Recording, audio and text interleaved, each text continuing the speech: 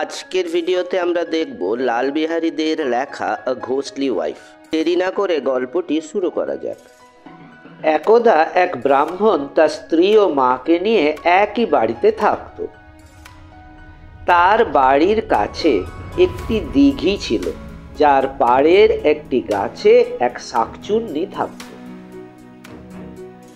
এক রাত্রে কোনো এক প্রয়োজনে ব্রাহ্মণীকে দিঘির পাড়ে যেতে হয়েছিল এবং শাকচুন্নির গায়ের সঙ্গে তার ঘষা লাগে। এতে শাকচুন্নি ব্রাহ্মণীর উপর রুষ্ট হয় এবং গলা ধরে গাছের গুড়ির একটি কোটরের মধ্যে ঢুকিয়ে দেয়। ব্রাহ্মণী ভয়ে প্রায় আধমরা হয়ে যায়। ভূত তখন মহিলাটির জামা কাপড় পরে ব্রাহ্মণের বাড়িতে হাজির হয়। ব্রাহ্মণ ও তার মা কেউই এই পরিবর্তনের বিন্দুমাত্র আভাস পায়নি। ব্রাহ্মণ ভাবল যে তার স্ত্রী দিঘি থেকে ফিরে এসেছে, আর ব্রাহ্মণের মা মনে করে যে সেই তার পুত্রবধূ। পরের দিন সকালে শাশুড়িমা তার পুত্রবধূর মধ্যে কিছু পরিবর্তন লক্ষ্য করল। সে জানত যে তার পুত্রবধূ শারীরিকভাবে দুর্বল এবং অলস প্রকৃতির। হঠাৎ সে খুব চনমনে হয়ে উঠেছে। বৃদ্ধ মহিলা তার সন্দেহের কথা কারোকে বলে না। পুত্রবধূর এই পরিবর্তনে সে বরং খুশি হয়। সে অবিশ্বাস্য কম সময়ে বাড়ির সব কাজকর্ম করে ফেলছে। আগের চেয়ে অনেক কম সময়ে বাড়ির রান্না বান্না শেষ হয়ে যাচ্ছিল।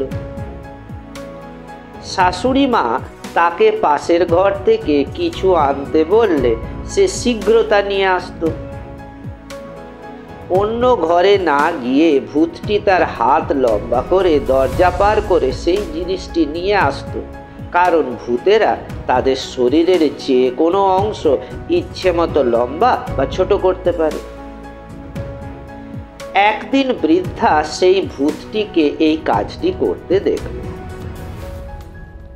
কিছু দূরে থাকা একটি পাত্র শাশুড়ি মা তাকে আনতে আদেশ করে। ভূতটি অসচেতনভাবে তার হাত কয়েক গজ লম্বা করল এবং পলকের মধ্যে সেটি হাজির করল। এই দৃশ্য দেখে বৃদ্ধা বিস্ময়ে হতবাক হয়ে গেল। সে তার ছেলেকে এই কথাটি জানালো।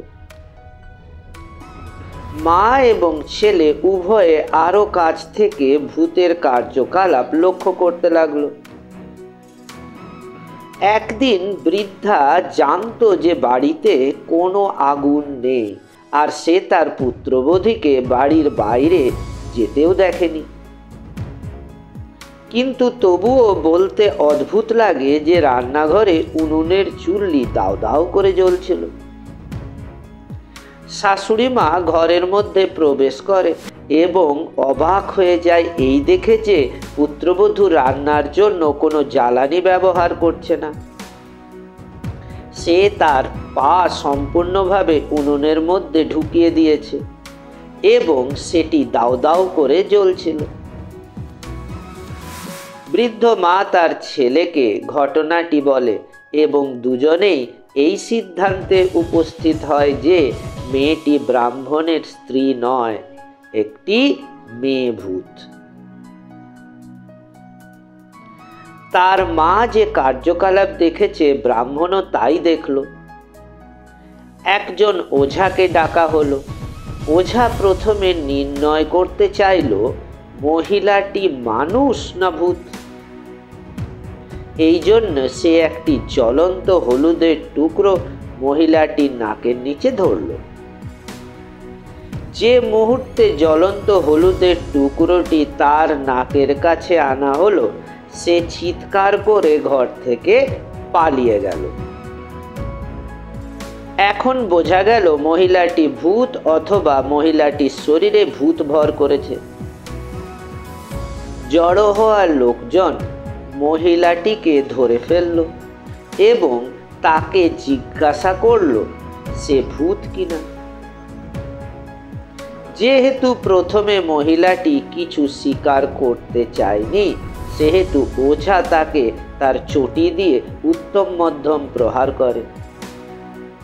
তখন সে স্বীকার করে যে সে এক শাকচুন্নি, দিঘির পাড়ে সে একটি গাছে থাকে। সে ব্রাহ্মণীকে কবজা করেছে এবং তার গাছের কোটরের মধ্যে তাকে রেখেছে, কারণ এক রাত্রে ব্রাহ্মণী তাকে ছুঁয়ে ফেলে। যদি কেউ গাছের কোটরের কাছে যায় তাহলে তাকে দেখতে পাবে। ব্রাহ্মণীকে গাছের কোটর থেকে মৃতপ্রায় অবস্থায় আনা হয়। ভূতটিকে পুনরায় জুতোপেটা করা হলো। এরপর শাকচুন্নি শপথ করে যে সে ব্রাহ্মণ এবং তার পরিবারের কোনো ক্ষতি করবে না। তখন ওঝা তাকে মুক্ত করে। ব্রাহ্মণী ধীরে ধীরে আরোগ্য লাভ করে। এরপর ব্রাহ্মণ তার স্ত্রীকে নিয়ে দীর্ঘদিন সুখী জীবনযাপন করে এবং তাদের অনেক পুত্র ও কন্যার জন্ম হয়। Please like and subscribe our channel and press the bell icon for more videos.